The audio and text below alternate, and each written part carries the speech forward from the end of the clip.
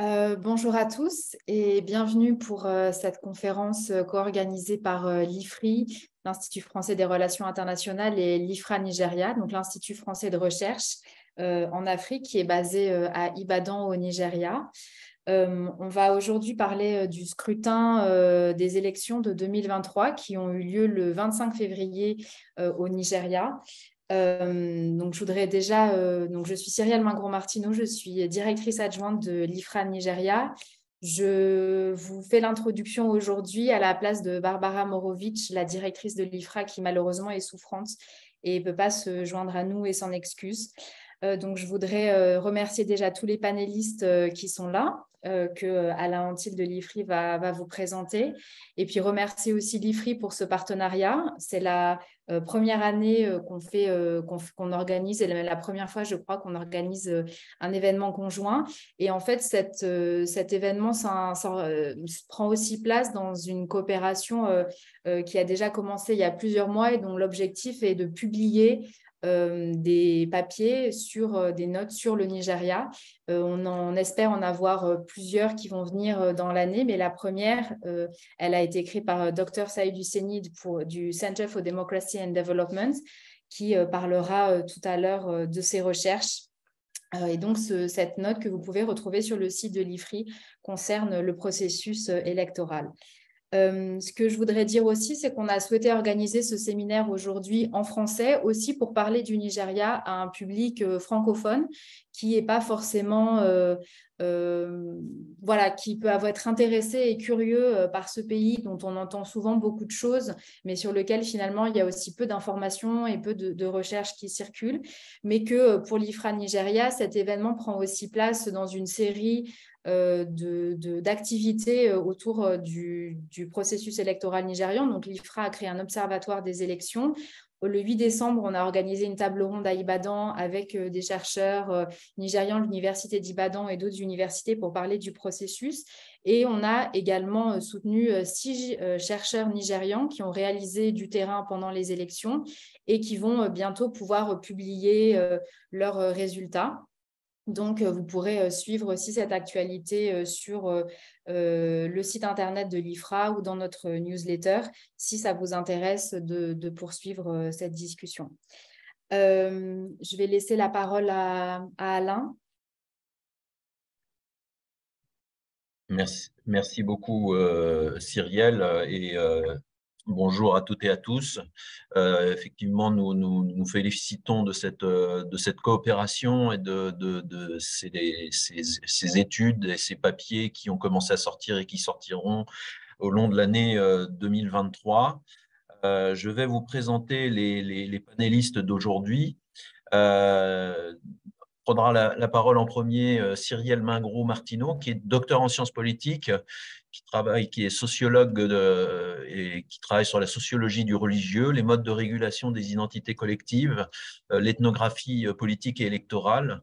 À l'IFRA Nigeria, elle s'intéresse aux dynamiques du religieux du Nigeria et elle a d'abord travaillé sur le champ institutionnel du dialogue interreligieux dans une perspective comparée avec la Tanzanie. Cyrielle coordonne actuellement un projet portant sur l'architecture religieuse d'Ibadan qui vise à numériser, conserver et analyser le riche patrimoine de cette ville. Nous passerons ensuite la parole à Saïd Husseini, qui est docteur en développement international de l'Université d'Oxford. Il est actuellement chercheur au Centre pour la démocratie et le développement à Abuja et chercheur associé à l'American Council for Learned Societies. Il a précédemment occupé des postes de recherche et d'enseignement aux universités de Lagos, du Ghana et d'Abuja. Ses recherches sont marquées par un intérêt pour l'interaction entre la démocratie et le capitalisme en Afrique. Ensuite, notre collègue Benjamin Auger prendra la parole. Benjamin est docteur en géographie de l'Institut français de géopolitique. Il est par ailleurs chef d'enquête pour Africa Intelligence. Il est chercheur associé à l'IFRI depuis 2010, où il est d'abord spécialiste de la géopolitique du pétrole et du gaz en Afrique, mais il travaille aussi depuis de nombreuses années sur le système politique nigérian et plus récemment sur l'Angola, ainsi que des travaux sur la politique africaine de pays du Golfe et du Moyen-Orient. Et les 2 dernières notes qu'il a publiées pour nous étaient sur le système politique angolais, sur les réformes au niveau de l'Union africaine. Et enfin, nous passerons la parole à Élodie Appart, chargée de recherche à l'IRD à l'URMIS, unité de recherche sur les migrations et les sociétés de l'Université Paris-Cité. Ces différentes affiliations sont avec le projet Hidden Narrative on Transnational Organized Crime, de l'Université de Bristol, chercheuse associée au laboratoire Les Afriques dans le monde de Sciences Po Bordeaux et Senior Research Associate à l'IFRA Nigeria, Institut français de recherche du Nigeria, Université d'Ibadan. Élodie travaille sur les mobilités féminines depuis l'Afrique de l'Ouest et en particulier le Nigeria, avec une attention aux approches biographiques et prosopographiques. Je vais donc passer la parole à nos intervenants. Sur ce sujet d'aujourd'hui, donc nous avons eu les élections il y a pas longtemps et je désirerais attirer votre attention sur plusieurs points. Donc le président élu Asiwaju Bola Ahmed Tinubu, dit Bola Tinubu, a été élu au premier tour avec 8,8 millions de voix pour un pays de 200 millions d'habitants. Même si il y a eu des contestations électorales. Donc, le Nigeria est un exemple à la fois de démocratie fonctionnelle avec des alternances, mais aussi illustre certaines évolutions de la démocratie au sud du Sahara avec une participation de plus en plus faible et des contestations récurrentes. Donc, je vais passer la parole tout de suite à Cyrielle Mingros-Martineau pour 12 minutes. Et voilà, je passe la parole. Merci beaucoup, Alain. Oui, donc moi, je vais vous parler un petit peu du processus électoral tel qu'il a eu lieu, donc effectivement, il y a maintenant 2 semaines. La première chose qu'il faut noter, c'est que le scrutin, le Nigeria a été félicité par un certain nombre d'observateurs, à la fois nigérians et internationaux, pour le fait que en fait, les élections se sont tenues, au moins pour les élections présidentielles, en temps et en heure, puisque les élections pour les gouverneurs et les assemblées des États fédérés, elles, ont été repoussées d'1 semaine. Elles devaient avoir lieu samedi dernier et elles auront lieu ce samedi. Effectivement, les 2 précédents scrutins avaient été repoussés de au moins 1 semaine. Mais même si ce scrutin s'est tenu à l'heure, il a quand même été marqué par d'assez profonds dysfonctionnements sur lesquels je vais revenir. Et on peut quand même qualifier ce processus comme étant largement frauduleux. Après, se pose évidemment la question de l'intentionnalité, en tout cas de ces dysfonctionnements sur lesquels je reviendrai. Donc, la première chose à noter, c'est qu'en fait, l'inscription sur les listes électorales a été assez importante puisqu'on comptait plus de 93 millions d'électeurs enregistrés, ce qui déjà permet de se poser des questions parce que le Nigeria étant un pays de 200 millions d'habitants, ce qui voudrait dire qu'en fait, quasiment tous les adultes, tous les Nigérians en âge de s'inscrire se seraient inscrits sur les listes électorales. Et en fait, malgré cette forte inscription, on peut voir qu'effectivement, la participation a été très faible. Je sais que Saïd reviendra dessus, mais c'est voilà, un taux très faible qui explique également, effectivement que Bola Ahmed Tinubu ait été élu sur ces 93 millions d'électeurs par uniquement 8 millions. Ce qu'on peut aussi noter, c'est que ce qui est d'autant plus surprenant avec ces chiffres de très forte inscription, c'est que moi, j'ai entendu parler de beaucoup de difficultés pour s'inscrire. Donc, le Nigeria a adopté un système de carte d'électeur permanente sur lesquelles je vais revenir également. Mais voilà, on a rapporté quand même des difficultés à s'inscrire, des difficultés pour retirer, notamment parce qu'en fait, depuis l'année dernière, il y a eu plus de 9 millions de nouveaux électeurs qui se sont inscrits. Et près de 4 millions qui ont changé de bureau de vote. Ce qu'on a pu voir aussi, c'est en termes de dysfonctionnement, de difficultés, des personnes dont on a changé le bureau de vote au dernier moment. Donc, il fallait que les gens envoient un SMS à la Commission nationale électorale pour vérifier leur bureau de vote. Ce qu'on peut noter également, c'est qu'en fait, la malinscription, elle est massive. Bon, c'est un phénomène qui est noté dans énormément de démocraties et dont la France, par exemple, il y a eu des travaux, notamment de Cécile Braconnier, sur ces questions de la malinscription. Au Nigeria, c'est vraiment important, notamment par rapport à ces difficultés d'obtenir une nouvelle carte électorale quand on change de domicile, puisqu'en fait, une fois qu'on est inscrit dans un bureau, on est censé tout le temps voter là-bas, ou alors il faut se réinscrire. D'autres dysfonctionnements qui ont eu lieu, c'est le jour du vote. Donc, on a pu voir des difficultés organisationnelles. Donc, tout d'abord, l'ouverture tardive des bureaux de vote.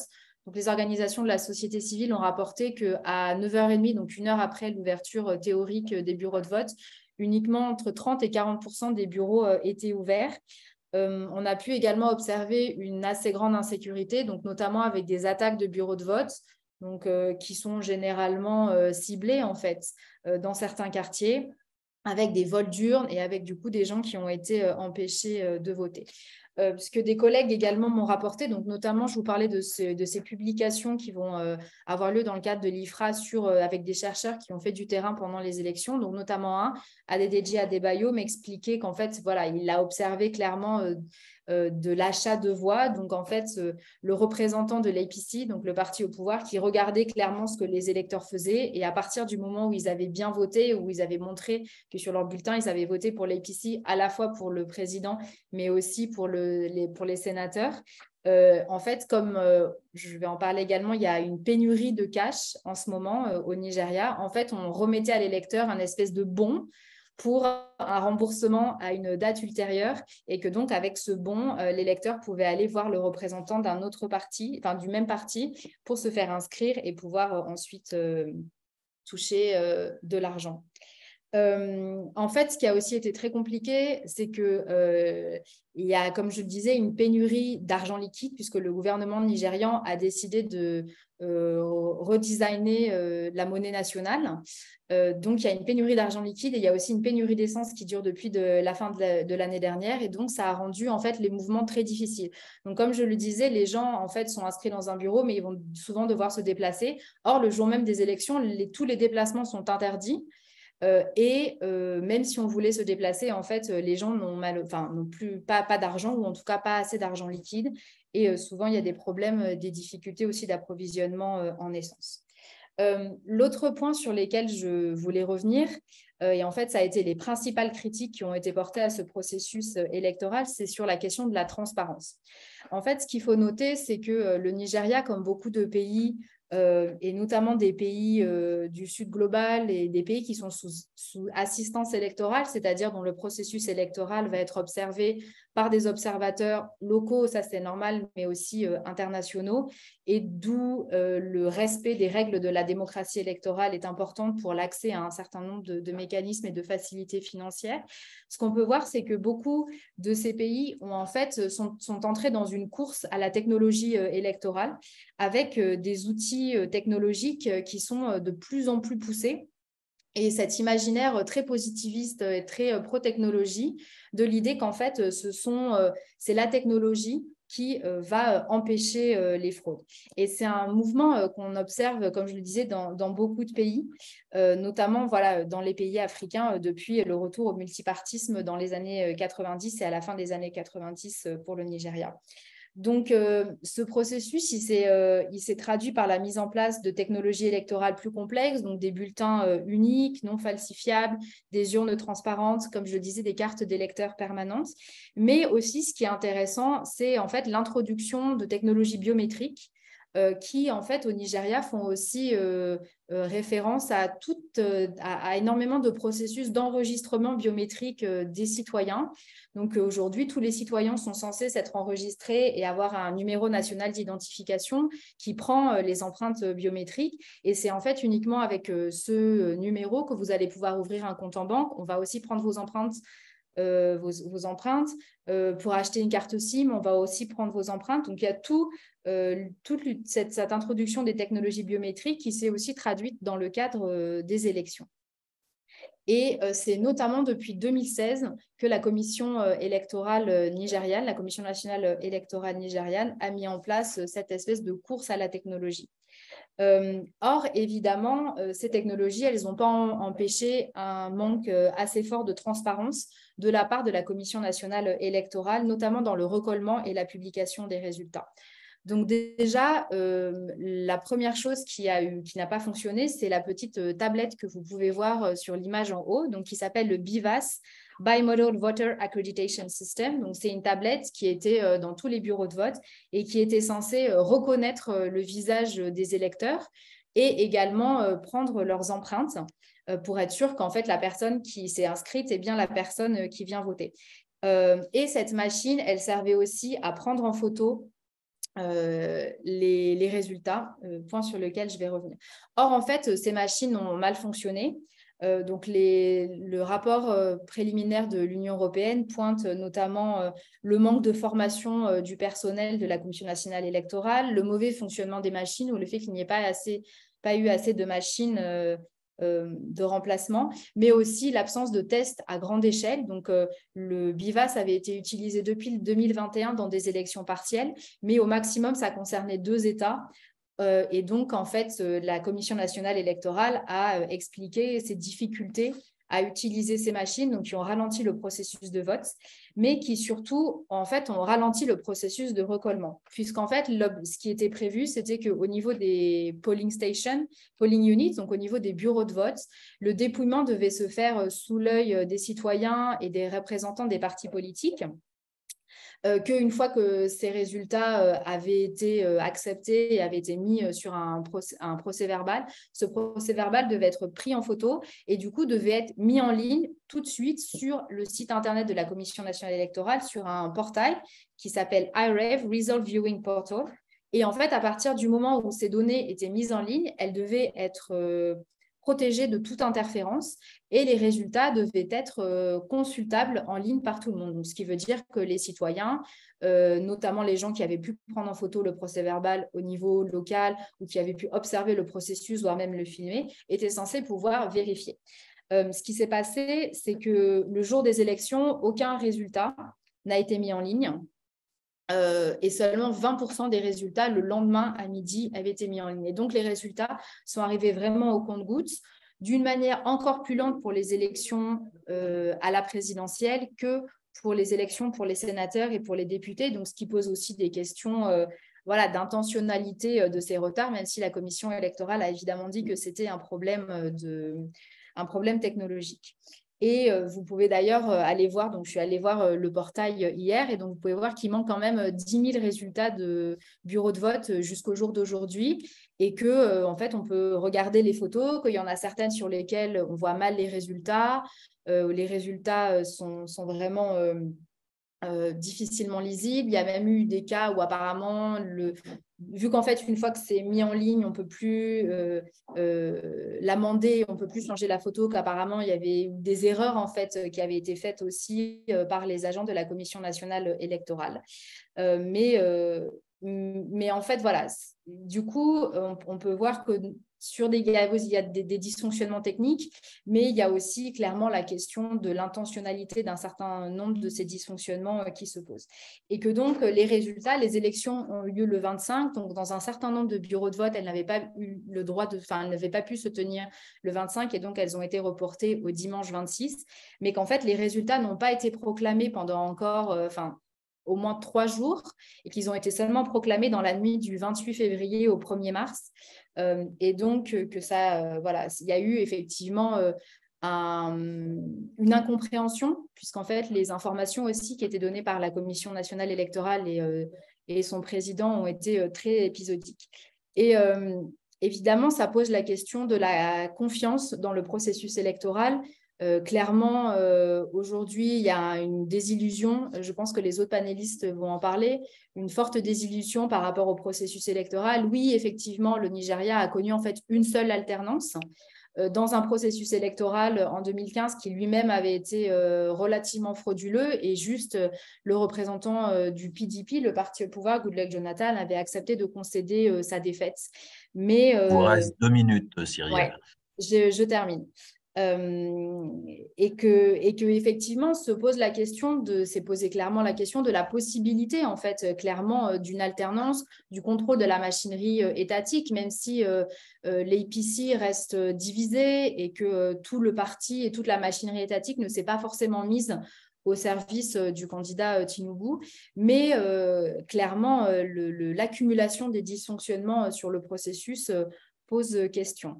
Et je reviens au point que je mentionnais précédemment, c'est qu'en fait, cette idée que la technologie pourrait redonner confiance dans le processus, elle prend le problème à l'envers, dans le sens où il y aura toujours des moyens, de toutes les manières, de contrôler tous les dispositifs technologiques les plus élaborés qui pourraient être inventés, et qu'en fait, la confiance n'est pas liée à la technologie, mais que c'est quelque chose qui doit se construire sur le fonctionnement et aussi sur le fonctionnement de l'État, point sur lequel je sais aussi les autres panélistes vont revenir. Je vous remercie.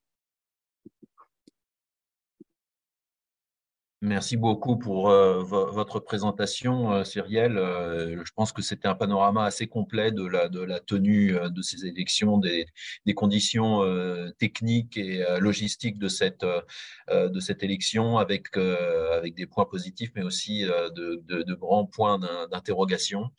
Je vais maintenant passer la parole à Saïd Husseini. J'ai oublié de dire tout à l'heure qu'il avait publié le mois dernier une note de l'IFRI qu'on a préparée en collaboration avec l'IFRA sur les enjeux de cette élection.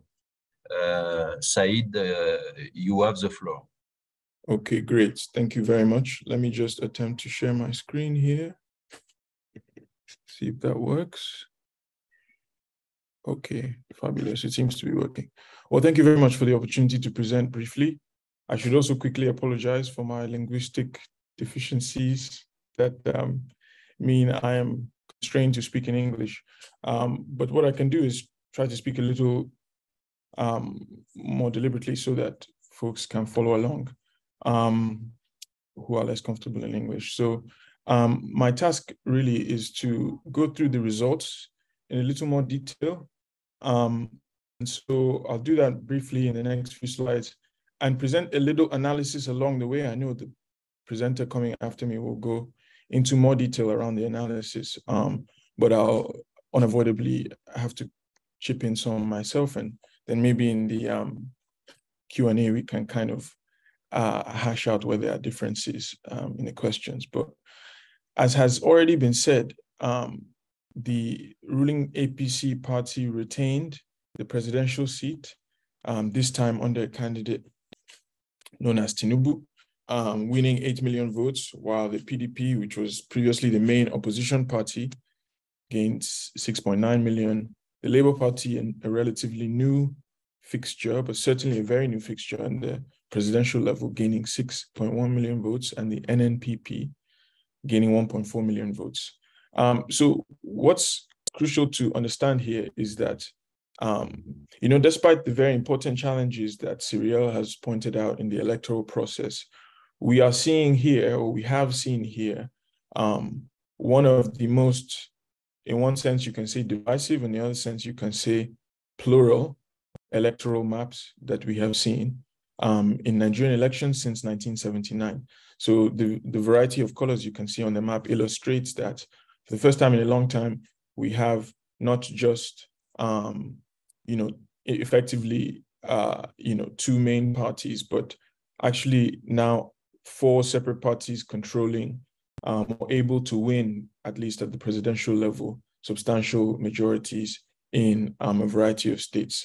The second thing to note is that the presidential results at 8.7 million votes are actually the least amount of so in other words, the slimmest majority scored by a president-elect since Nigeria's return to democracy in 1999. And this is something I'll say a little bit more about going forward.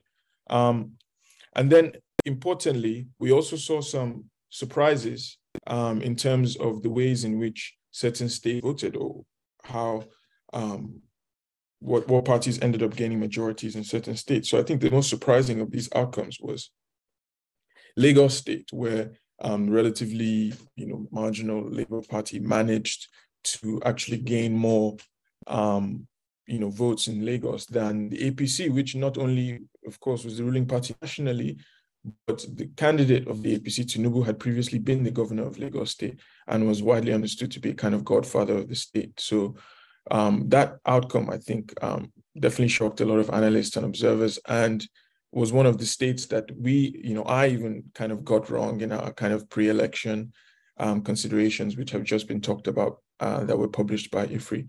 And then some other interesting ones were Kaduna State, which is run by an APC governor and very aligned with the center, but voted PDP, and Katsina State, which is the state from which the President Buhari comes from, and is also governed by the APC, but also voted PDP. So the electoral map did shift around a bit in ways that suggest that even if there were all challenges to the process expressed by Cyril, there were still some kind of surprising outcomes, that suggest that, things didn't go exactly as the ruling party would have desired. And so, the big lesson here, as you can see in the kind of colorfulness of the map, is that evidently the two parties that had the least numbers of votes, as reflected here, NNPP and LP, changed the landscape, certainly, in which the APC and PDP were operating. There were a few more parties that actually participated in the election. A total of 18 parties participated, but these were the main four that gained the vast majority of votes, with the rest of the parties actually getting, I think, collectively less than 200,000 votes.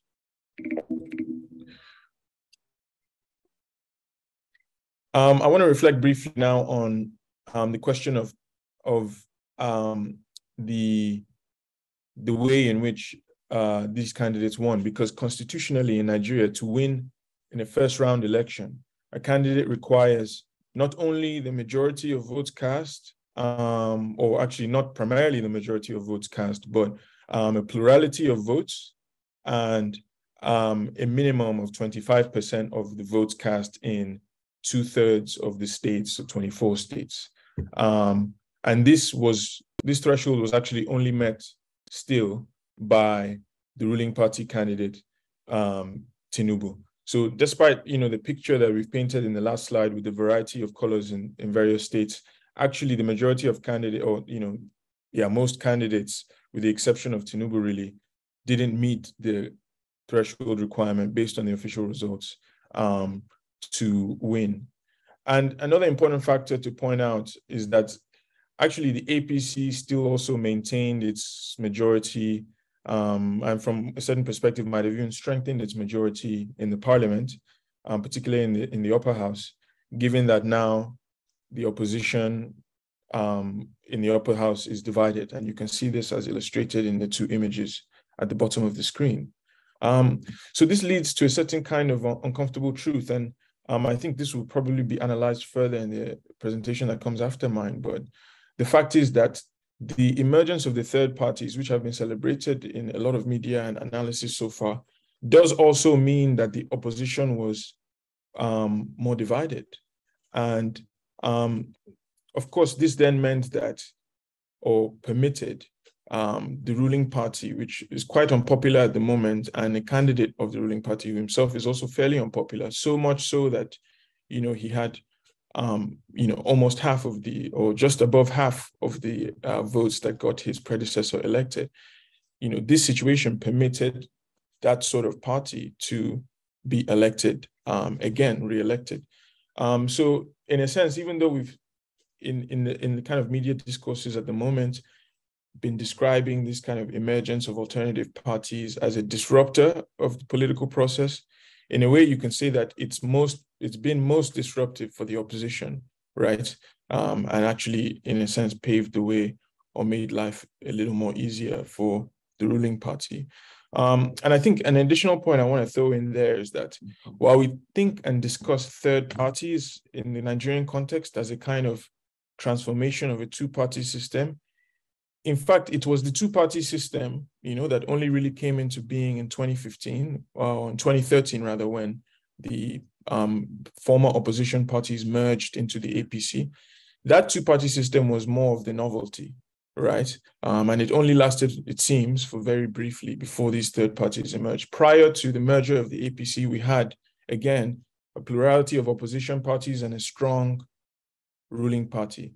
So, I mean, this raises a question. Are we returning back to a moment when we had a plural, slightly less coherent opposition and a strong ruling party?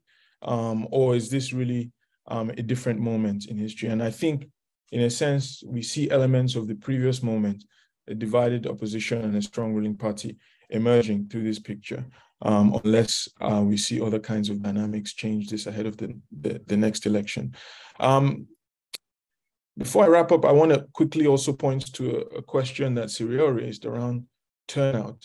And over the past few election cycles, we've seen quite dramatic declines in the turnouts of voters, right? I think, in a sense, this might be one of the biggest findings, so to speak, of the results, is the extent to which elections are increasingly becoming quite a niche activity. And while, of course, there's still more work that needs to be done to understand precisely why, I think there's probably a range of reasons, at least four, that seem to have played quite an important role in bringing these turnouts to historic lows that we're seeing. And one of them was the question of security that's already emerged in the presentation. And I think not only was there a sense of trepidation about the risk of political violence with this increased competition around more parties, but there's also the historical activities of armed groups that I think in a lot of locations in the country would have prevented or discouraged people from going out to vote. Another, of course, is the economic situation of the cash scarcity and fuel scarcity, as Cyrielle has already been pointing to, which, of course, limited people's mobility and made the process less enticing. And then there's the question of the process itself. Cyrielle has pointed to the late start of the polls in some areas, tighter or difficult processes of getting verified when people arrived at the polls. So all of these factors seem to me as possibilities that actually led to these depressed turnouts. But I think a further consideration we might want to take into account as we try to answer this question or grapple with this question going forward is whether there were also political drivers to this low turnout. So, for instance, did the outcome whereby the PDP was divided, in effect, the former PDP vice presidential candidate was now running as a presidential candidate, and and also former PDP member in the NMPP candidate was running as an independent. Is it that voters also saw this picture and calculated that there was a likelihood that the ruling party, as unpopular as it was going to stay in office? That kind of scenario could also have contributed to people feeling, uninspired or uninterested in participating. And, there's also the question of what the third force represented in practical policy terms. It's possible that for a lot of voters, there wasn't significant enough of a difference in policy terms from what they had been experiencing for them to actually feel mobilized, despite a lot of media and publicity around this question of the third force. So finally, I think that for us, for me, really, this points to a question that I raised and considered in the IFRI paper that has been discussed, which is around the question of satisfaction with democracy. And I apologize that this graph is a little complex, but I think the kind of key question, the key point to see in the image is that, on the blue line, which illustrates people who are very satisfied, and on the purple line as well, where you can see people who say they're fairly satisfied, there has been quite a decline of recent coming from the most recent rounds of surveys. And I should quickly mention that this is by the Afrobarometer, which is a cross-continental survey research institute. So overall, you can see a trend of declining or satisfaction with democracy from the 7th round in particular, which was conducted, I believe. You have 2 minutes to conclude. Thank you. Yeah. So just to quickly wrap up, I think the final point to say there is that perhaps this declining satisfaction, even if there's still some support for democracy as a kind of regime that remains, has something to do with the way in which democracy has been practiced in terms of the dividends, the benefits of democracy. And perhaps this also tells us something about the reasons why, turnouts have continued to decline. So I'll just throw those questions out there and, of course, come back to them to discuss further if the time allows in the Q&A. But maybe I'll leave it there and allow others an opportunity for further analysis. Thank you very much. Merci beaucoup, Saïd, pour votre intervention très, très riche. On voit que ces élections sont quand même très, très particulières avec l'émergence d'une troisième force. J'ai beaucoup aussi apprécié ce que vous disiez sur le déclin du soutien à la démocratie et ces raisons que vous avez commencé à esquisser, à expliquer. Comme on dit souvent en Afrique, « democracy must deliver ». C'est-à-dire, c'est très, très bien, mais elle doit prouver son utilité. Je passe tout de suite la parole à Benjamin Auger. Et avant ça, je vous dis aussi que vous pouvez poser des questions dans le Q&R de l'application Zoom. Ces questions seront reprises par moi lors de la discussion. Donc, n'hésitez pas. Benjamin, tu as la parole. Ok, merci beaucoup. Donc, il y a un certain nombre de points qui vont être forcément répétés par tous les intervenants, mais je vais essayer de mettre la focale sur des choses un peu nouvelles ou sur des explications un peu nouvelles. Déjà, avec une analyse générale, tout le monde l'a dit, mais juste pour essayer de montrer avec des chiffres concrètement la désaffection totale de la plupart des électeurs au Nigeria. Il faut vous imaginer qu'entre 1999 et 2023, on est passé d'une population d'à peu près 115 millions d'habitants à 215 millions d'habitants, donc 100 millions d'habitants supplémentaires.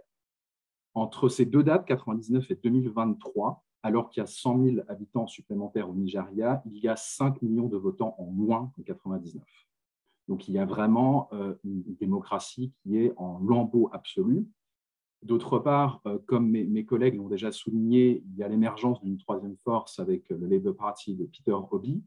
Il est absolument évident que si Peter Obi n'avait pas été dans ces élections-là, un certain nombre de personnes ne se seraient pas déplacées.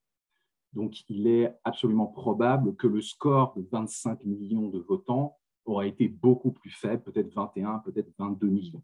Il a entraîné un certain nombre de personnes qui ne votaient plus, qui n'avaient absolument plus aucun intérêt pour la démocratie nigériane, à se déplacer quand même s'il n'a pas gagné. Il a entraîné ce déplacement de gens qui n'avaient absolument plus envie de se déplacer pour voter soit pour l'APC, qui est créé depuis 2013, soit pour le PDP, qui est une des forces dominantes depuis le retour à la démocratie en 1999. Donc, Tinubu, comme ça l'a été dit déjà, a été élu par 8,8 millions d'habitants. Juste pour que vous ayez un ordre d'idée de ce que ça veut dire que le président Ruto, qui a été élu l'année dernière au Kenya, a été élu quasiment par autant de personnes au Kenya qu'au Nigeria, alors qu'il y a 4 fois plus d'habitants au Nigeria qu'au Kenya. Ça vous laisse imaginer en comparaison le peu de gens qui se déplacent pour les élections au Nigeria, et c'est de pire en pire, c'est-à-dire d'année en année, entre 1999 et maintenant, il y a de moins en moins de gens qui sont intéressés par ce qu'on nous propose. Une autre dominante et quelque chose sur laquelle il va falloir énormément s'intéresser dans les prochaines années, c'est la marginalisation de plus en plus du Sud. Pour la première fois depuis 1999, Kano a eu plus de votes que Lagos. Donc le premier endroit en termes de nombre de votes par État, c'est un État du Nord, c'est Kano qui a eu 400 000 votes de plus que Lagos, qui traditionnellement était l'endroit où on votait le plus au Nigeria. Il y a vraiment un basculement démographique vers le nord-ouest, en particulier au Nigeria, qui fait que de plus en plus, le Sud va être marginalisé, puisque vous avez une démographie totalement différente au nord, avec des États comme Zamfara, comme Katsina, où on est entre 6 et 7 enfants par femme, alors que dans le delta du Niger, là où c'est le plus faible au Nigeria, on est entre 3 et 4. Donc, il va y avoir de plus en plus un Nigeria, un président nigérian qui va être élu principalement par le Nord, parce que c'est le Nord qui compte le plus au niveau démographique. Maintenant, petite étude très rapide, candidat par candidat. Je vais parler des 4 principaux et commencer par Tinubu, même si ça l'a été déjà dit à de nombreuses reprises. Tinubu est le seul candidat qui a réussi à obtenir les 25% nécessaires dans les 2 tiers des États. C'est le seul qui a obtenu cette obligation pour être élu. Et comment il fait pour être présent sur la plupart du territoire? C'est que c'est le théoricien, justement, avec la création de l'EPICI en 2013, du lien entre les Yoruba, pour faire simple, la région de Lagos, et les Haoussa, pour faire simple, la région nord-ouest du Nigeria. Si vous additionnez ces 2 zones ethniques, vous avez plus de 100 millions de personnes.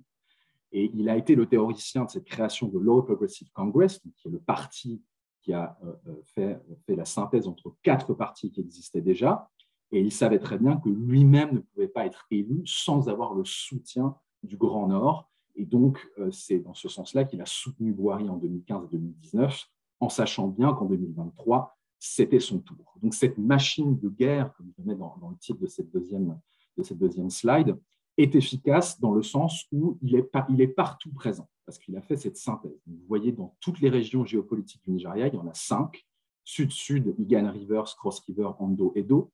Sud-Ouest, il gagne Ogun, Oyo, Ekiti.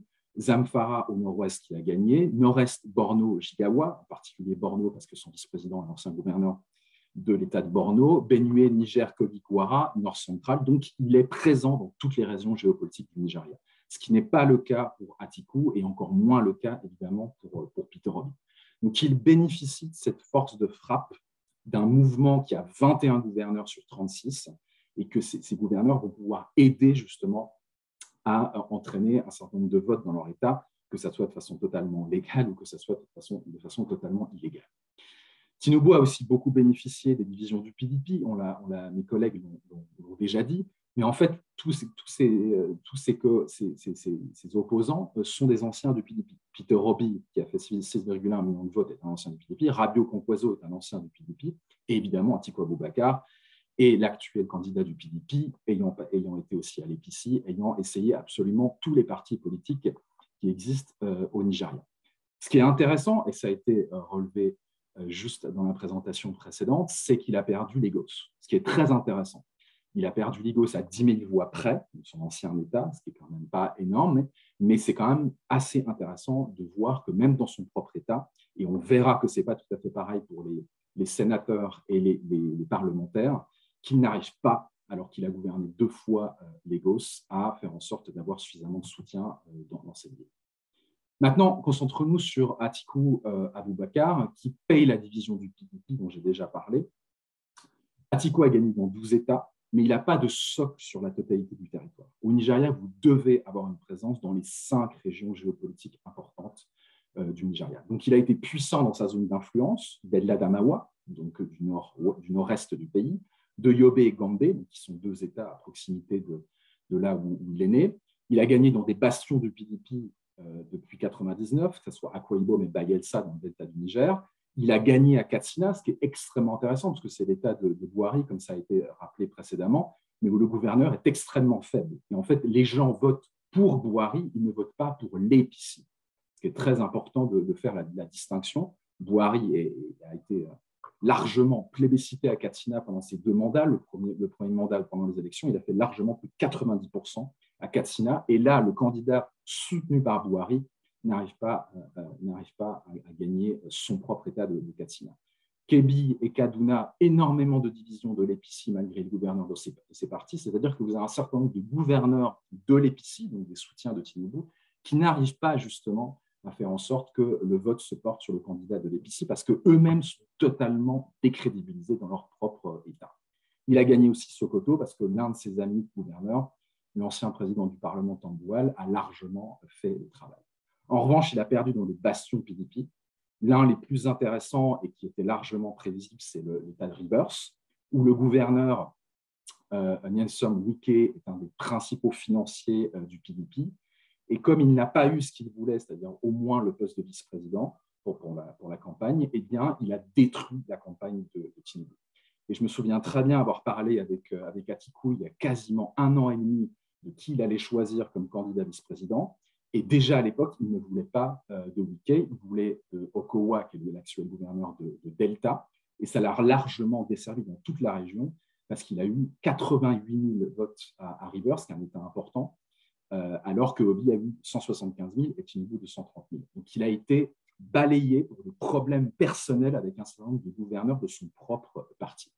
Quant à Okowa, le gouverneur de Delta, là où il a perdu, c'est un gouverneur très impopulaire, encore une fois. C'est-à-dire que ce n'est pas parce que vous avez des gouverneurs de l'APC, donc du parti dominant, que vous allez remporter l'État. Un certain nombre d'entre eux ne délivrent pas, ne sont pas populaires, sont arrivés principalement là où ils sont grâce à l'argent, grâce à la manipulation, et donc ils n'arrivent pas à faire en sorte de garantir un nombre de voix suffisant pour le candidat Atiku Abubakar, alors même que c'est des bastions historiques du People's Democratic Party. Il est aussi extrêmement faible dans la zone Yoruba. En dehors de Shun, qu'il a gagné avec 9 000 voix, la plupart des autres États de la région Yoruba, donc la région de Lagos pour faire simple, il a fait des scores extrêmement bas, notamment en Lagos où il n'a eu que 75 000 voix, ce qui est extrêmement, extrêmement peu. Maintenant, parlons un peu de Peter Obi. Je sais que ma collègue après va en parler bien davantage, mais Obi a gagné quand même dans 10 États, pour un parti comme le Labour Party extrêmement faible au niveau national. Il a gagné d'abord dans l'Iboland, qui est sa région. C'est un ancien gouverneur d'Anambra, donc il a fait un score très très bon à Anambra, mais il a aussi gagné largement à Abia et Enugu, qui est le cœur de la région Igbo, où il prend plus de 95% des votes, ou à Ebonyi aussi, où la présence Igbo est très importante, avec plus de 90%, et Delta avec plus de 60%, une partie significative de la population de Delta, et Igbo aussi.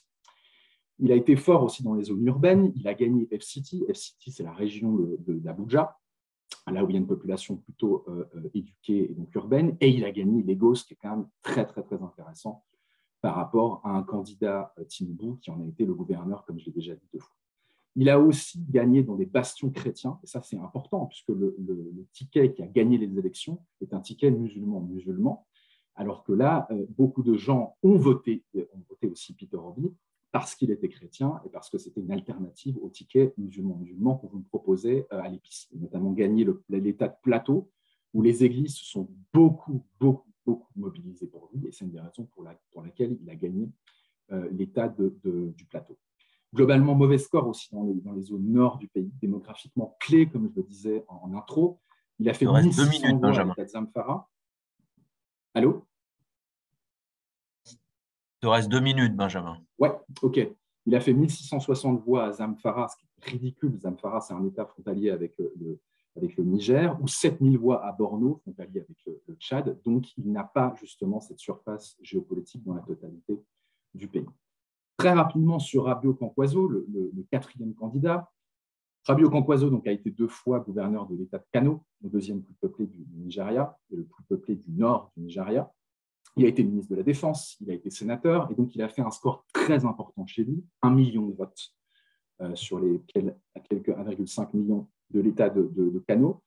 Il a largement gagné son État, mais il a aussi permis à 2 des 3 sénateurs de l'État de remporter via son parti ces sièges-là. 17 des 23 sièges de parlementaires ont été gagnés, donc en gros, il a vraiment une mainmise sur l'État de Kano. En revanche, il n'a aucune surface nationale. Et tant qu'il ne fait pas véritablement un pacte avec quelqu'un du Sud significatif, on avait parlé des discussions entre Peter Obi et lui, eh bien, il n'arrivera absolument pas à peser dans les débats. Rapidement, pour les élections sénateurs et parlementaires, et après je conclurai, comme ça l'a déjà été dit, l'APC est quasiment certain d'avoir une majorité au Sénat. Il lui manque 1 voix et il y a encore 8 des élections qui doivent être refaites pour les irrégularités. Pareil pour le Parlement, où il y a encore 33 élections qui sont à refaire. Il y a déjà 168 députés. Je fais juste un point encore sur justement les États perdus par exemple, Atiku, notamment à Rivers, où vous voyez que même si Atiku a perdu à Rivers, son parti a quasiment gagné tous les sièges de parlementaires et de sénateurs, parce que Wike, qui était l'opposant du candidat à la présidence, a par contre soutenu ses petits collègues du parti. Et je conclus, désolé pour être un peu trop long, la démocratie nigériane est très malade, comme tous mes collègues l'ont dit, vous voyez, personne ne vote, 25 millions sur 215 millions, c'est absolument ridicule.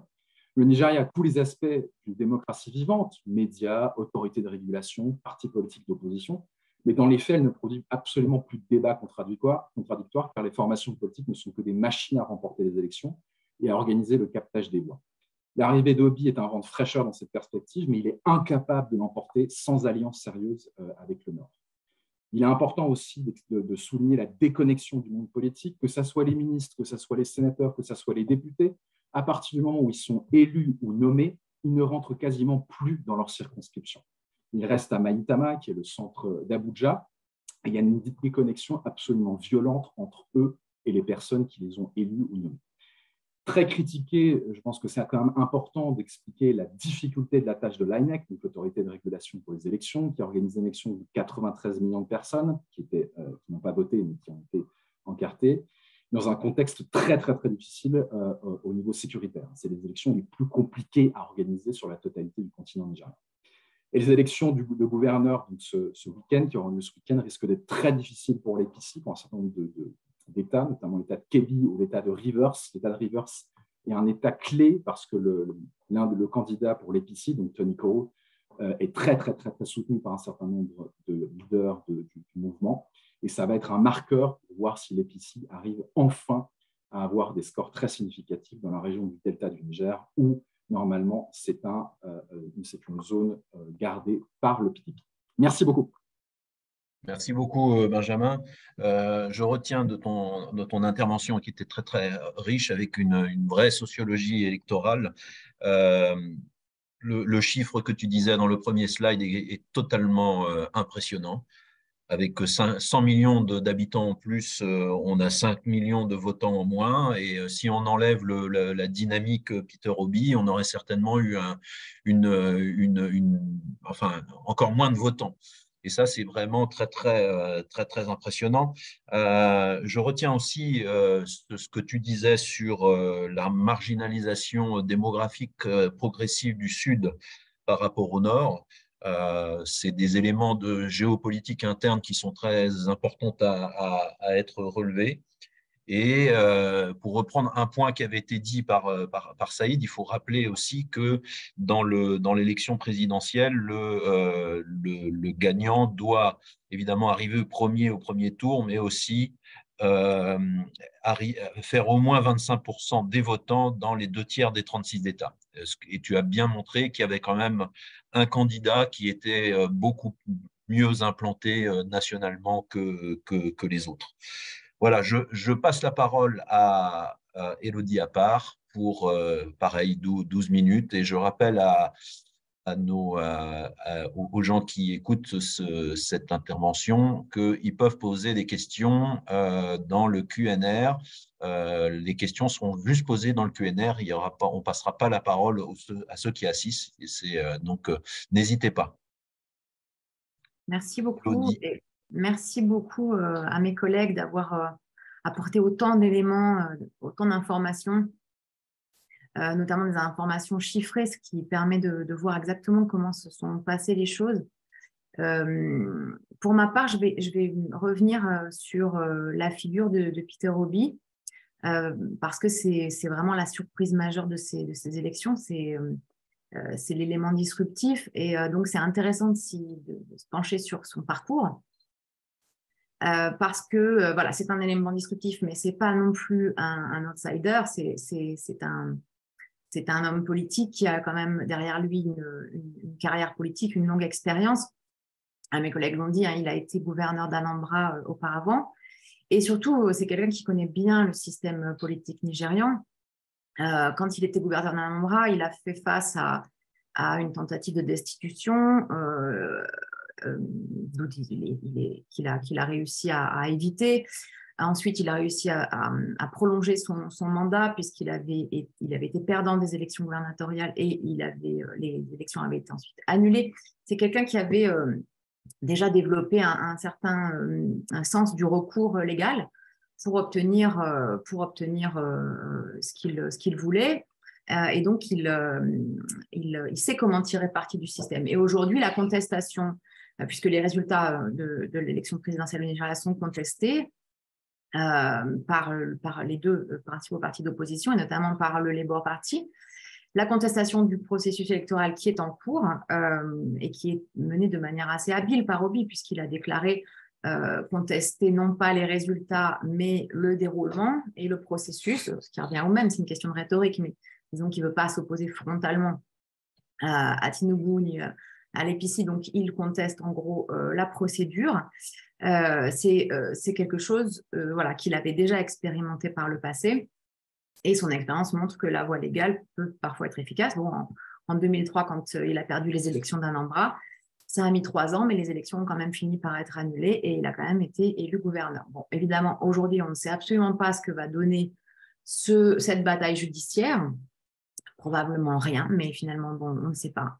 Mais ce qui est vraiment intéressant dans cette élection et dans cette campagne, ce n'est pas tant Obi lui-même, qui est voilà, un transfuge du PDP, qui a une longue expérience et qui n'est pas non plus un candidat révolutionnaire. Ce n'est pas son profil, c'est plus ce qu'il représente, parce que voilà, il ne s'inscrit pas dans une démarche complètement disruptive vis-à-vis de la politique existante au Nigeria. Il n'a pas un passif de militant extrêmement charismatique comme peut avoir, par exemple, Omoyole Sowore, qui était également candidat et qui a fait un score vraiment ridicule. Pardon, pas ridicule, mais un très faible score. Obi, lui, c'est pas du tout un personnage révolutionnaire.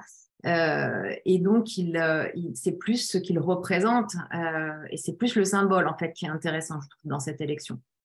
On pourra en discuter, je pense, après dans les discussions, mais il y a eu quand même un engouement énorme autour de la candidature de Peter Obi, qui a suscité énormément d'espoir, et notamment dans la jeunesse, au sein de la jeunesse, parce que pour une fois, il y avait un possible changement. En tout cas, sa candidature laissait entrevoir un changement possible. Et cet engouement autour de la candidature d'Obi, elle en dit long, d'après moi, sur le fossé générationnel qui sépare aujourd'hui l'immense majorité de la population du Nigeria, qui a moins de 30 ans, et ses dirigeants, qui en ont beaucoup plus du double. Et donc, mes collègues l'ont dit, la popularité de Peter Obi, elle était impressionnante chez les jeunes urbains notamment, et on le voit dans les résultats à Lagos et à Abuja. Elle était particulièrement marquante chez les jeunes urbains, notamment ceux qui se sont mobilisés en 2020 contre les violences policières au sein d'un mouvement qui s'appelait EndSARS, qui demandait la fin de SARS, qui était une unité de police spécifique, la Special Anti-Robbery Squad, qui s'était rendue responsable de crimes, d'assassinats et d'exactions multiples, notamment envers les jeunes. Et il y avait eu un mouvement sans précédent, un mouvement social sans précédent au Nigeria en 2020, avec de très fortes mobilisations pacifiques et une réponse de l'armée, une réponse des forces armées nigérianes extrêmement violente. Donc, cette jeunesse qui s'était mobilisée, qui avait montré aussi une certaine maturité dans l'organisation de ce mouvement, avait été réprimée dans le sang avec l'armée qui avait ouvert le feu à Lekki, donc un quartier de Lagos, sur des manifestants qui s'étaient réunis de manière pacifique. Cette jeunesse-là, extrêmement mobilisée en 2020, n'avait reçu des autorités nigérianes que du mépris, en gros. Personne n'avait été capable de répondre à leurs attentes. La réponse du président de la République, Muhammadu Buhari, avait été extrêmement violente, et celle de l'APC à Lagos, quasi inexistante. Donc, Obi, lui, s'était démarqué, il avait soutenu le mouvement EndSARS, et donc était identifié comme quelqu'un de concerné par les revendications de la jeunesse, et ça a très clairement joué pour lui aussi dans cette campagne. Mais ce qui est aussi intéressant d'observer, et que on peut observer depuis l'Europe notamment, c'est la popularité d'Obi au sein de la diaspora. Alors, on l'a vu pendant la campagne, il y avait eu des appels de fonds de la diaspora, notamment aux États-Unis, pour financer la campagne d'Obi. mais plus modestement, on peut observer, notamment en France, au sein de la diaspora nigériane en France, qui est globalement une diaspora pauvre, on va dire, issue d'une migration économique, notamment issue des originaires de l'État d'Edo, donc des gens extrêmement précaires économiquement et socialement en France, qui ne sont pas du tout habitués à être impliqués et intéressés par la politique. Et là, au cours de l'année qui vient de s'écouler, la popularité d'Obi au sein de cette population-là, parmi des gens qui, en France, rencontrent des difficultés quand même sociales et économiques majeures, il y avait un engouement extraordinaire pour le candidat Obi et pour l'alternance possible qu'il représentait. Et ça, c'est quelque chose quand même d'assez nouveau. Donc, effectivement, ces élections ont été globalement dysfonctionnelles. Mes collègues l'ont souligné. Il y a un énorme problème d'abstentionnisme. Et les résultats sont contestés aujourd'hui. Donc, on est vraiment face à un processus qui est inachevé, qui est inabouti, qui est très discutable. Et des espoirs profondément déçus, notamment de cette jeunesse qui avait vu en Obi un porteur d'espoir, un changement possible. Donc, des résultats contestés, un processus dysfonctionnel, des espoirs déçus. Mais malgré tout, cette élection, elle marque quand même un tournant et elle marque quand même quelque chose de positif, je dirais, à deux niveaux. D'abord, les cartes que mes collègues ont montrées l'illustrent très bien. C'est la fin de la domination du champ politique nigérian par les deux grands partis. Et donc l'émergence d'une troisième force, mais potentiellement aussi d'autres. Donc un retour à un système qui existait avant 2013 et qui peut lui-même porter peut-être d'autres formations politiques au pouvoir. Et ensuite, une autre dynamique intéressante, c'est le regain d'intérêt pour la politique au sein de la jeunesse. Alors, certes, c'est à mettre en perspective avec l'absentéisme,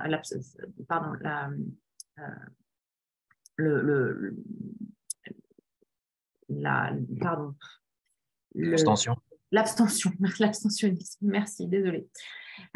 Et donc, forcément, il y a un regain d'intérêt, mais les gens ne vont pas forcément voter. Et ce qui serait intéressant, ce serait justement de se pencher sur les raisons pour lesquelles les gens ne sont pas allés voter, notamment les 10 millions de nouvelles personnes inscrites. Clairement, ne sont pas toutes allées voter. Pourquoi ? Ça, c'est plutôt aux collègues qui sont sur place au Nigeria de réfléchir à l'analyse de ces chiffres-là. Est-ce que c'est lié au fait qu'il y ait eu de grosses difficultés à se déplacer, notamment en raison des distances entre les lieux de résidence et les bureaux de vote auxquels on avait été affiliés, lié aussi au problème de l'absence de cash pendant les élections, donc la difficulté en fait de pouvoir payer un transport tout simplement pour aller voter. Il y a peut-être des raisons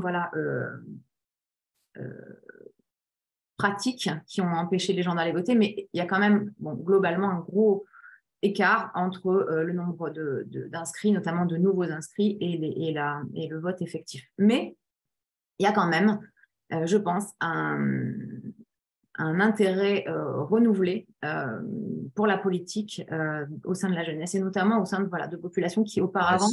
2 minutes pour conclure. Oui, j'ai terminé. Se sentaient finalement assez peu concernés par la politique nigériane. Donc voilà, est-ce que ça va se confirmer dans les années à venir?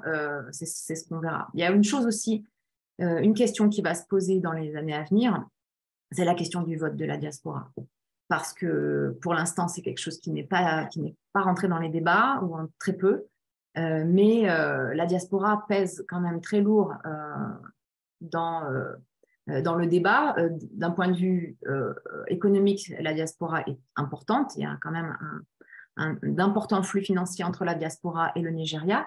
Et puis, c'est la première diaspora africaine au monde. Donc, elle a un pouvoir politique et elle va, à un moment donné, vouloir aussi peser dans le jeu politique. Donc, voilà, question qui se posera, à mon avis, très bientôt. Je vous remercie. Merci beaucoup.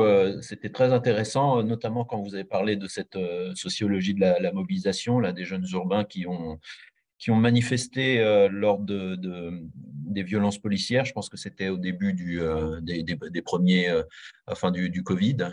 C'était à ce moment-là, je pense. Maintenant, on va ouvrir la séance de questions. Alors, on a plusieurs questions dans le Q&R et puis j'essaierai soit de les adresser à un des intervenants, soit le poser globalement. Je vous remercierai de répondre très rapidement pour qu'on puisse avoir le plus grand nombre de questions. Alors, the first question is for Said Hussein. Do you think that the new president will sack the president of the central bank?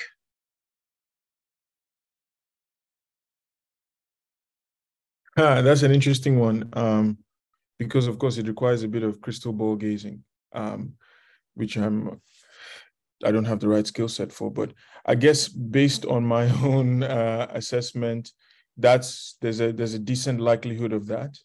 I don't think a sack, as much as I think the central bank president is actually term limited, and his term expires quite soon, if I'm not mistaken. So it's probably more likely that his term will not be renewed. And of course, the fact that he ran in the presidential primaries as an opponent to Tinubu makes that even more likely, right? So yeah, I mean, I can't say with any certainty, of course, but that would be my general assessment. Thank you. Une autre question, peut-être à Cyrielle et à Benjamin. Vous l'avez un petit peu évoqué, surtout toi, Benjamin. Comment expliquer la défaite de Tinubu à Lagos? Quelles sont les raisons principales? Le rejet de l'APC avant tout, une population plus jeune et Tinubu est âgé, question d'éducation ou de déception vis-à-vis de la personnalité de Bola Tinubu. Peut-être Cyrielle et Benjamin ensuite. Oui. Merci beaucoup. Je pense qu'effectivement, le cas de Lagos, comme Saïd l'a bien dit dans sa présentation, ça a été vraiment un choc. Je sais qu'il y a aussi une autre question sur est-ce que Tinubu aurait gagné même s'il n'y avait pas eu de fraude. Alors, évidemment, du coup, se pose aussi la question de est-ce que Obi aurait gagné encore plus à Lagos s'il n'y avait pas eu de fraude. Et je pense qu'effectivement, en tout cas, de mon point de vue, la réponse, elle est oui. Et que clairement, les fraudes, elles ont eu pour objectif à la fois de remonter pour qu'on arrive au niveau des 25% dans le maximum d'État, mais également surtout de réduire la part de Peter Obi. Je pense que comme Elodie l'a dit, le cas Peter Obi, ça a été un moment, un objet pour cristalliser en fait un certain nombre de revendications qui sont portées par différentes classes sociales, notamment par la jeunesse, mais je pense que c'est aussi intéressant de s'intéresser, de parler du Nigeria en termes de classe sociale, pas que en termes de nord, sud, chrétiens, musulmans, mais aussi de regarder comment la classe sociale, les rapports de patronage aussi ont été retravaillés et sont en redéfinition. Effectivement, le cas de Lagos, c'est intéressant parce que, comme Saïd l'a dit, Tinubu était considéré comme le parrain en termes quasi mafieux, parce que c'est quelqu'un contre lequel il y a des accusations de trafic de drogue, de blanchiment d'argent, enfin assez sérieuses et étayées, et qui mène une politique de contrôle de Lagos qui effectivement a atteint un point, notamment de ce que j'ai pu entendre les gens se plaindre sur la question de l'insécurité, sur la question des area boys, donc des jeunes hommes qui en fait sont là, vont aussi taxer, racketter, chercher de l'argent. Et je pense qu'il y a eu vraiment une désaffection par rapport au mode de gouvernance que Tinubu a pu avoir à Lagos, à la fois par rapport à cette question de l'insécurité, mais aussi à la question du développement économique. Je ne sais pas si vous m'entendez encore. Oui, Et effectivement, le problème Ouais, le problème du développement économique qui est en fait de l'extérieur, Lagos apparaît comme une mégalopole très moderne, en plein développement, mais en fait la vie quotidienne des gens est infernale. Il y a des bouchons dans tous les sens, la qualité de vie est catastrophique, la pollution de l'air, la gestion des déchets, et en fait l'absence de perspective pour beaucoup de gens aussi. Et je pense que c'est aussi sur ça, et c'est pour ça que la question, la course pour les élections du gouverneur va être très intéressante à Lagos. C'est aussi voir comment est-ce que cette désaffection par rapport à la gouvernance Tinubu va se concrétiser aussi dans le cas des élections du gouverneur. Et effectivement, pour moi, c'est aussi voilà, l'émergence d'une forme de classe sociale qui, au-delà aussi même de son existence, va pouvoir influencer aussi un certain nombre de votes. Voilà un peu mon... Merci beaucoup. Benjamin, est-ce que tu veux ajouter quelque chose? Oui, je pense qu'il faut quand même expliquer que Tinubu a raflé la quasi-totalité des parlementaires et des sénateurs à Lagos. Donc, il faut quand même un tout petit peu relativiser le fait qu'il ait totalement échoué. En termes de contrôle du territoire de l'État de Lagos, il a clairement réussi à faire en sorte d'embrigader les gens pour voter pour les bons sénateurs et les bons députés. À mon avis, le candidat de l'EPC va gagner le gouvernorat. Mais pour expliquer le fait qu'il a, attention, il a perdu les élections à 10 000 voix à Lagos. Ce n'est pas non plus une énorme marge pour Peter Obi. À mon avis, il a perdu aussi, évidemment, parce que les gens sont très éduqués, beaucoup plus libres, et surtout, c'est une mosaïque ethnique, Lagos. C'est là où il y a le plus de diversité ethnique du pays. Donc, on ne vote pas Yoruba massivement, comme on pourrait voter à Ekiti State, par exemple, qui est beaucoup plus homogène. Donc, l'idée qui consiste à dire, voilà, tous les gens Yoruba votent pour l'ancien gouverneur de Lagos, ça ne marche pas vraiment là parce que c'est beaucoup plus divers. Tout le monde vient à Lagos, les gens du Nord, les gens de l'Est, c'est vraiment une mosaïque ethnique. Donc, c'est beaucoup plus fracturé en termes de vote et beaucoup moins homogène que dans la plupart des autres États. Donc, c'est très défavorable à des candidats comme Tinubu qui misait énormément sur le vote Yoruba. Merci beaucoup. Une question pour Élodie. Quels sont les enjeux dans le processus électoral pour la diaspora? Les problèmes techniques, par exemple, comme ceux énoncés dans certaines présentations. Comment se comporte électoralement la diaspora? Est-ce que la diaspora vote? Est-ce qu'elle peut voter? Donc, ça serait intéressant de vous entendre là-dessus, Élodie. Alors, d'un point de vue technique, je ne sais pas ce qui empêche ou ce qui empêcherait le vote de la diaspora. Ça, il faudrait voir au niveau des instances de pouvoir si déjà la question a été discutée. Et d'ailleurs, je serais intéressée de savoir si mes collègues au Nigeria ont pu noter la question du vote de la diaspora comme étant une question discutée ou pas pendant la campagne. Moi qui l'ai observé depuis la France, à la campagne, je n'ai pas du tout eu vent de ça. En revanche, au sein de la diaspora, en tout cas celle que moi j'observe, que ce soit dans mon travail de terrain ou bien en ligne à travers les réseaux sociaux, il y a une forte mobilisation. Il y a un engagement politique très fort qui était beaucoup moins important, c'est une impression, elle est peut-être subjective, au cours des deux élections précédentes, et qui s'est énormément cristallisé autour du Labour Party et de la candidature de Obi. Donc, forcément, vu depuis Abuja et vu depuis les autorités, il n'y avait pas intérêt à ce que le vote de la diaspora soit mis sur la table, puisque la diaspora apparaissait en tout cas comme très majoritairement pro-Obi. Maintenant, est-ce que ça va être une question discutée? C'est ce que je posais en conclusion de mon intervention. L'importance de la diaspora en nombre et aussi son importance économique, parce qu'aux États-Unis ou en Angleterre, par exemple, la diaspora nigériane est une diaspora très diplômée, qui occupe des postes importants, qui a un statut social plutôt haut.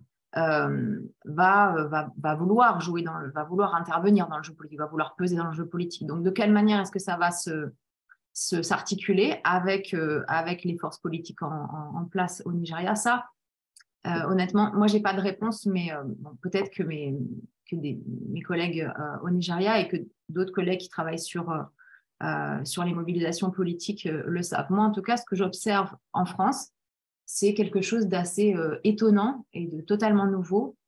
C'est la mobilisation et l'engouement politique d'une diaspora qui n'a rien à voir avec la diaspora nigériane aux États-Unis ou en Angleterre, qui est une diaspora extrêmement précaire et qui, pour la première fois, voilà, avait l'intention de soutenir un candidat, le faisait de manière bruyante, de manière évidente, un peu dans la continuité de la mobilisation contre les violences policières. Il y avait quelque chose aussi de l'ordre de la mobilisation continue contre un système du coup, qui paraît totalement injuste.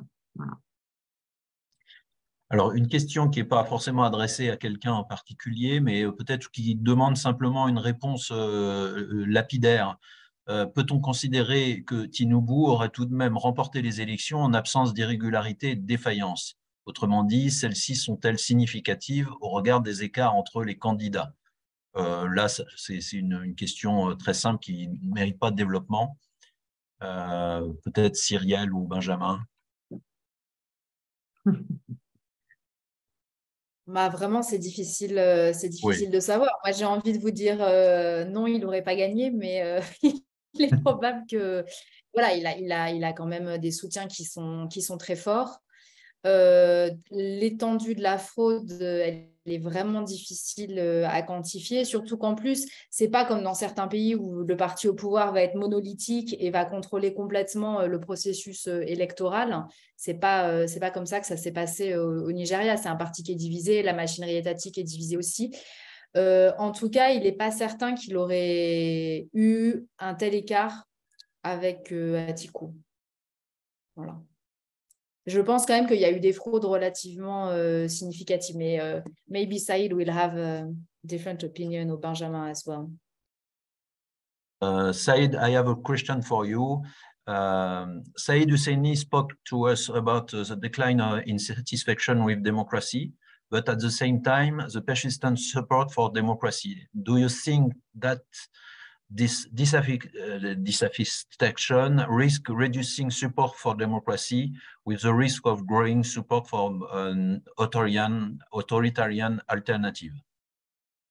Yeah, I think that question is a vexing one on a lot of people's minds. I think that, yes, there is a risk that in the long run, we could see increasing support for other kinds of systems. I don't think, though, that the authoritarian or military option is attractive to a lot of Nigerians, because I think the memory of living under very harsh social and economic political conditions is still very vivid. But I think, though, that for a generation of Nigerians now coming up, the option that has seemed more attractive as democracy has seemed less attractive has been detachment or apathy for a lot of people. And even for some, the kind of extremes of joining armed groups has also seemed attractive. So unfortunately, I think it's not a search for another form of authority, but really more so a search for more localized forms of self-organization, self-government, which haven't tended to take a liberal form quite yet in Nigeria. So I think that we can see, in some respects, the proliferation of various kinds of armed groups as one kind of response to that growing dissatisfaction with the status quo. Alors, thank you. Pour Benjamin, je lis la question et j'ajouterai un point. Si la démocratie ne convainc pas et que l'on constate une désaffectation de la population, une désaffection plutôt, quelle autre alternative dans un contexte où, comme nous l'a dit Benjamin Auger, le Nord prend de plus en plus de poids au détriment du Sud? Peut-on craindre une tentation vers des mouvements insurrectionnels se revendiquant de l'islam, davantage présents dans le Nord du pays et dans la sous-région? J'ajoute une partie de ma propre question à cette question. On a parlé des violences comme un élément freinant le vote. Je pense qu'on n'a pas pris le soin de détailler qu'il y avait deux types de violences. Il y avait des zones qui étaient ravagées par des conflits. Dans le nord-ouest avec les groupes de bandits, évidemment au nord-est avec Boko Haram et l'État islamique en Afrique de l'Ouest, mais il y a aussi une autre type de violence qui est urbaine, c'est-à-dire que ça a été évoqué, il y a des gangs, à une époque on parlait de cult societies qui intimident les votants. Voilà, alors ça fait une question un peu longue, tu peux évidemment prendre certains éléments des questions et répondre à ce qui t'intéresse le plus. Bon, le nord est clairement la zone, que ça soit nord-ouest ou nord-est. Boko Haram, c'est la zone nord-est. Et pour résumer à très, très grands traits, le gangstérisme qui est en train de pulluler depuis, je dirais, une petite dizaine d'années, qui a commencé notamment dans les États Zamfara, Katsina, Sokoto, etc., est au nord-ouest. Pourquoi ça pullule des deux côtés, plus au nord qu'au sud? Après, on pourra parler du delta du Niger si vous voulez, mais parce qu'en fait, c'est les zones les plus pauvres. C'est les zones où il n'y a quasiment pas d'opportunité d'emploi pour les jeunes. C'est les zones où les gens sont les moins éduqués. C'est les zones où l'appauvrissement est le plus rapide du fait d'une démographie galopante, comme je le disais tantôt, avec entre 6 et 7 enfants par femme dans certains États, alors que dans le sud, vous descendez à 4 ou vers 3 dans les États comme Rivers, par exemple. Donc, une économie en berne absolue, une administration qui est totalement démissionnaire, et puis à partir du moment où il commence à avoir une accumulation de problèmes sécuritaires, que ce soit avec Boko Haram à partir de 2010, même si Boko Haram a été créé en 2003, ou alors avec le gangstérisme depuis une dizaine d'années, la démission totale des gouverneurs, comme par exemple Yari, qui est l'ancien gouverneur de Zamfara, qui en fait partie de l'économie de Rapt, eh bien, vous avez des grosses difficultés à faire en sorte que ça cesse. Maintenant, pour répondre à la question plus large que tu évoquais, c'est-à-dire le problème démocratique d'un Nord qui vote, qui est démographiquement beaucoup plus représentatif, mais en fait, ça vote quand même extrêmement peu. Et ça pose des questions plus larges sur qu'est-ce que ça veut dire la démocratie nigériane quand 25 millions de personnes votent sur 215 millions d'habitants. Le gros problème est d'essayer de faire en sorte que les partis soient liés à des idées. Moi, je me souviens, j'ai parlé avec tout le leadership de l'APC 2015, 2016, 2017 jusqu'à maintenant, des gens qui essayaient de faire en sorte que le parti soit lié à des idées. Actuellement, il n'y a aucune idée à l'All Progressive Congress, pas davantage que People's Democratic Party, et Labour Party, ça se discute aussi largement. Donc, le problème du Nigeria, et le cas de beaucoup de pays dans le monde, et pas seulement en Afrique, on a ce problème-là aussi en Europe, c'est qu'il n'y a quasiment plus d'idéologie, mais il n'y a quasiment plus d'idées non plus. Donc, en fait, à partir du moment où tant que les partis politiques ne seront que des usines à faire gagner des candidats par l'argent et non pas par les idées, je pense que la démocratie nigérienne ira vraiment dans le mur. Je pense que les prochaines élections seront certainement pas différentes de celles qu'on vient de voir. Et surtout s'il n'y a pas des candidats un peu nouveaux comme Peter Obi. En tout cas, clairement, PDP et PC, ça fait rêver personne. Jusqu'à quand on pourra continuer à avoir des élections où le taux de gens qui votent diminue, je ne sais pas. Ça commence vraiment à devenir particulièrement préoccupant. Merci beaucoup. Je vais prendre deux dernières questions, une pour Élodie et la dernière pour Cyrielle. Pour Élodie, vous avez bien montré qui a voté pour Peter Obi. Moi, je vous poserai la question suivante. Qui vote au Nigeria? On a parlé de ceux qui ne votaient pas, mais est-ce que c'est les urbains? Est-ce que c'est les ruraux? C'est les gens de quelle classe sociale? Les gens ont quel âge? Est-ce qu'on a des éléments sur cette sociologie du vote, même si elle est infime au regard de la population en âge de voter? Alors là, peut-être que mes collègues qui sont au Nigeria pourront vous répondre plus précisément pour le scrutin de 2023, puisque moi, j'étais ici. En revanche, j'ai observé les scrutins de 2015 et de 2019, donc je pourrais vous donner mon sentiment sur ces deux-là, où j'avais été extrêmement impressionnée par la détermination des gens à voter, dans des conditions qui étaient terriblement mauvaises. C'est-à-dire avec des files d'attente de plusieurs heures, debout, soit sous un soleil de plomb, soit sous une pluie battante, et des gens qui se déplaçaient, qui faisaient des heures de transport et ensuite des heures de queue, et qui voulaient voter quand même. Et des gens, là, pour le coup, moi, j'avais observé une dizaine de bureaux de vote en 2019, à peu près la même chose en 2015. C'était dans la ville d'Ibadan, dans laquelle j'habitais, Ostrovifra. Et donc dans des quartiers plutôt moitié résidentiels, moitié quartiers populaires. Donc des habitants de ces quartiers-là, c'est-à-dire toutes classes sociales confondues, mais plutôt, on va dire, middle class, upper middle class et low middle class. Je ne sais pas si c'est toujours la même chose, j'imagine que ça n'a pas beaucoup changé. Que les gens qui, en tout cas, veulent aller voter le font, même si les conditions sont vraiment, vraiment loin d'être idéales. Je pense que si on avait les mêmes conditions de vote en France, on aurait un taux d'abstentionnisme extrêmement haut. Or, voilà, moi, j'avais été impressionnée par ça. En revanche, voilà, je ne sais pas dans quelle mesure ça a évolué et si aujourd'hui, par exemple, les difficultés d'accès au bureau de vote ont empêché un certain nombre de personnes de voter. Après, dans les zones rurales, je sais que c'est un petit peu différent et qu'il y a aussi beaucoup de gens qui sont empêchés d'aller voter pour des questions de distance et des questions de coût des transports. Voilà. Mais je pense que mes collègues au Nigeria auront des éléments intéressants de réponse aussi, complémentaires. Dernière question pour Cyrielle et peut-être pour Saïd aussi.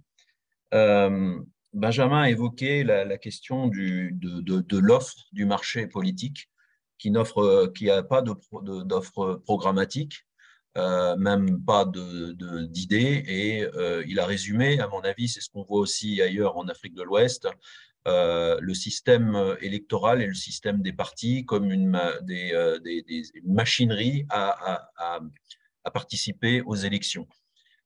Et des partis qui disparaissent entre les élections. Est-ce qu'il y a des espoirs pour que cette désespérance des populations vis-à-vis de l'attitude de ces partis évolue? Merci beaucoup. Alors, sur cette question, je vais laisser ça y répondre parce que littéralement, c'était le sujet de sa thèse. Donc, voilà, c'est que probablement dans tout le Nigeria, vous avez le spécialiste qui pourra répondre exactement à votre question. Moi, la seule chose que je voudrais dire, c'est que, alors, au contraire, j'ai l'impression qu'il y a des clivages idéologiques, il y a eu des idées dont Saïd vous parlera, mais ce que je voudrais aussi mentionner, c'est qu'en fait, il y a des personnes, des hommes politiques qui ont été empêchés de se présenter aux élections, ou en tout cas qui sont exclus du champ de la démocratie électorale nigériane, soit d'un côté parce qu'ils vont promouvoir des idées sécessionnistes, comme Nnamdi Kanu, par exemple, le leader de IPOB, dans le Biafra, en fait, le mouvement d'actualisation du Biafra, qui a été arrêté d'une manière illégale, kidnappé au Kenya par les autorités nigérianes et qui a été emprisonné. Et de l'autre côté, complètement du spectre politique, des mouvements de gauche radicaux comme celui de Showore, par exemple, de Occupy Nigeria, pareil, des mouvements radicaux, en fait, et qui vont critiquer le statu quo. Donc, évidemment, ces gens-là sont exclus du champ politique mainstream et du champ de la démocratie électorale. Et donc, évidemment, les gens qu'on va voir dans le champ électoral se présenter aux élections sont des gens qui ont donné un minimum de garantie pour que le système actuel, à la fois en termes de répartition de la valeur et de structure des classes sociales au Nigeria, reste comme ça. Mais du coup, je voudrais quand même que, voilà, si vous me permettez, Alain, que Saïd puisse parler de ça, parce que il aura beaucoup de choses à nous apporter. Saïd, I give you the floor. What about the market of idea and ideology in Nigeria? Yeah, thanks. I mean, I think I agree with a lot of what Cyrielle was saying, I think it would be too simplistic to say that economic or political ideas play absolutely no role in electoral contestation, because there are very contentious economic issues that resurface in every single election cycle. It just happens to be that a lot of our analysis somehow misses this. So for instance, the issue of the fuel subsidy, which I'm sure Benjamin is quite familiar with, is a very hot button issue in Nigerian politics. The removal of the fuel subsidy is classically something that candidates have to take a position on and voters examine candidates on. So it just happens to be that this is one of the first elections in a really long time where all of the major candidates agreed that the fuel subsidy should be removed. But the fact that that agreement exists is itself a quite interesting transition to examine. And I think might be part of the reason why a certain segment of the population was less interested in this election, because actually on some of the fundamental economic issues that cause such profound divisions in society, there was quite a bit of agreement amongst the candidates that were running for office. So yeah, economic issues matter. They have to be weighed, of course, against other issues, right? So identity that Benjamin has focused on quite a bit, of course, is quite important. But these issues sometimes compete in the minds of voters, sometimes are related, right? Certain ethnicities might be associated with certain kinds of economic policies. So it's a little more complex, I would just say, than saying that they don't matter at all. They do matter and come up in very important ways, but it requires a little more examination to see exactly how that shapes the voting outcome, for instance. So maybe I'll leave it there. Merci, thank you. Je voulais remercier donc on est déjà arrivé à la fin, malheureusement, on aurait pu encore continuer longtemps, tant les intervenants sont passionnants. Je remercie d'abord nos 4 intervenants, Cyrielle, Benjamin, Saïd et Elodie. Merci pour votre participation et la qualité de vos réponses aux questions qui n'étaient pas toutes très évidentes. Je remercie évidemment l'IFRA de cette collaboration. Et puis, je n'oublie pas l'IFRI, Sina Schlimmer, Lise Le Signe, Barbara Delançois qui ont rendu possible cette réunion et qui était à l'initiative de cette réunion. Je vous rappelle que Saïd Hussein a publié une note le mois dernier sur ce sujet, que l'IFRI a beaucoup travaillé sur le Nigeria par le passé, des papiers de Benjamin que vous pourrez retrouver et d'autres. Et puis évidemment, je vous invite aussi à regarder les excellents travaux de l'IFRA d'Ibadan.